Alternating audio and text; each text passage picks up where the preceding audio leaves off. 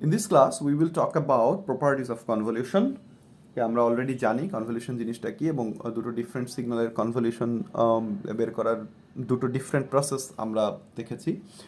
So কিছু property আছে কনভলিউশনের which is very important. First property হচ্ছে কমিউনিকেটিভ প্রপার্টি, অর্থাৎ দুটো সিগন্যালের কনভলিউশন যদি আমরা করি like x1t and x2t, so x1t is convolution with x2t এইটা এবং x2t convolution with x1t will always be same, অর্থাৎ নো ম্যাটার এটার অর্ডারটা ম্যাটার করে না।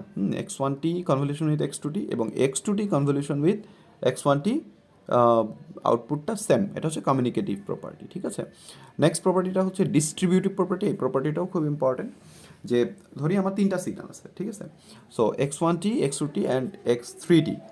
সো দেখা যাচ্ছে x2t অ্যান্ড x3t যোগ করে, অর্থাৎ যোগফলের সাথে যদি x1tটা মাল্টিপ্লাই কনভলিউট করা হয়, so x1t convolution with x2t plus x3t it will B equal to x1t convolution with x2t, অনেকটা মাল্টিপ্লিকেশনের মতো, plus x1t convolution with x3t।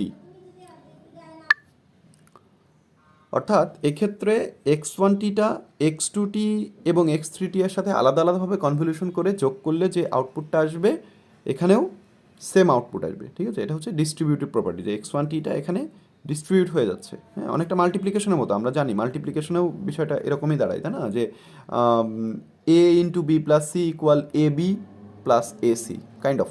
ওকে, এটা হচ্ছে ডিস্ট্রিবিউটিভ প্রপার্টি।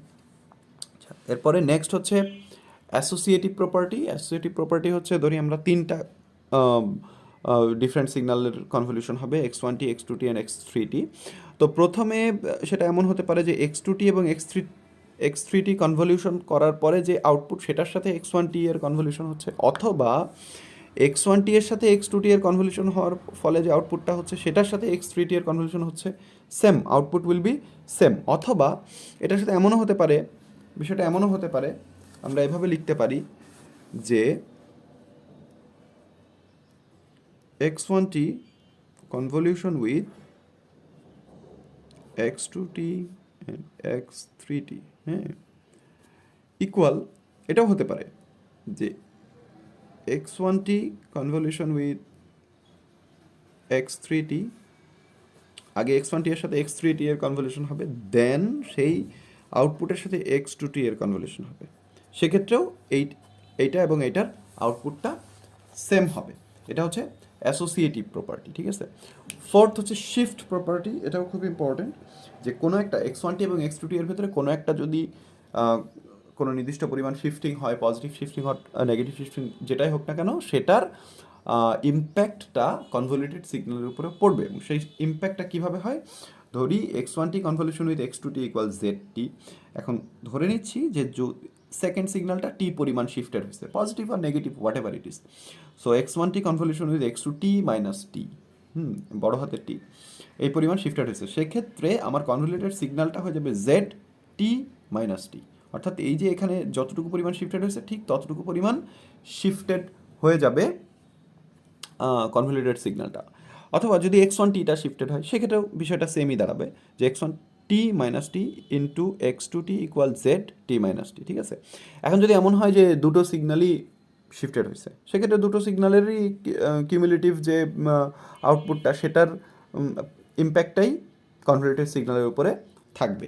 সো ধরে নিচ্ছি x1t মাইনাস t1, অর্থাৎ প্রথম সিগন্যালটা t1 পরিমাণ শিফটেড হয়েছে, সেকেন্ড সিগন্যালটা t2 পরিমাণ শিফটেড হয়েছে, সেক্ষেত্রে কনভলিউটেড সিগন্যালটা শিফটিং হবে হচ্ছে t1 প্লাস t2 পরিমাণ অ্যাকচুয়ালি। সো এটা হচ্ছে Z T minus t1 minus t2।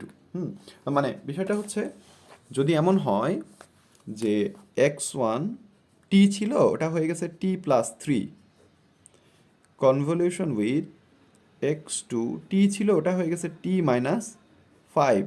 So এটা z দাঁড়াবে হচ্ছে t প্লাস 3 মাইনাস 5। ঠিক আছে, so it will B Z T minus 2। Okay, so এটা হচ্ছে শিফট প্রপার্টি। নেক্সট যেটা, আচ্ছা, কনভলিউশন উইথ ইম্পালস, এটা মনে হয় একটু লিখে দেখালে বেটার হবে। Convolution with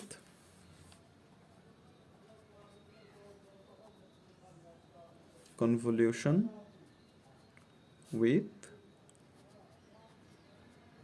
impulse. Okay.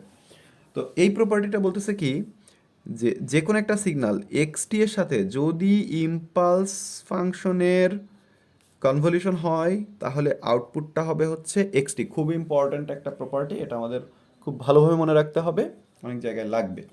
তো এক্সটি যদি ইম্পালস ফাংশনের সাথে কনভলিউশন হয় তাহলে আউটপুটটা হবে হচ্ছে এক্সটি, ঠিক আছে।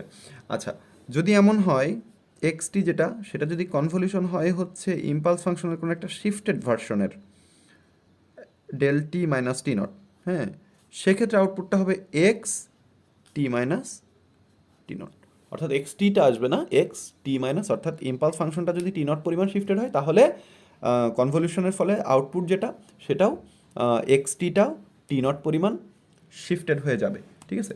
ফর এক্সাম্পল ধরি এরকম যে x T convolution with del T minus five, ঠিক আছে, তাহলে সেটার আউটপুট কী হবে, এক্স টি মাইনাস ফাইভ।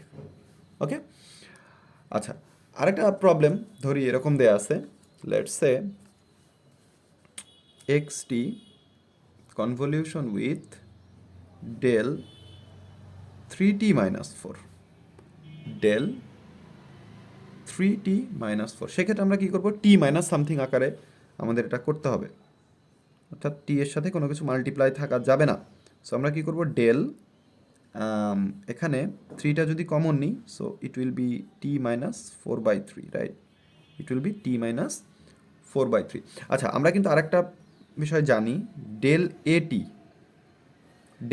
টি ইকুয়াল কি one by mod a del t, এটা জানতে হবে, হ্যাঁ, এটা জানার কথা। Del A t equal one by mod a del t, যখন আমরা ইম্পালস ফাংশনের কথা বলছি এর আগে একদম প্রথম দিকে, তখন এটা নিয়ে ডিসকাস করা হয়েছে, ঠিক আছে। তাহলে এটা হচ্ছে ডেল এ টি, এটাকে আমরা টি মনে করলে এখানে এ এর ভ্যালু কত, থ্রি। সো আমরা এটাকে এভাবে লিখতে পারি যে এক্স টি কনভলিউশন উইথ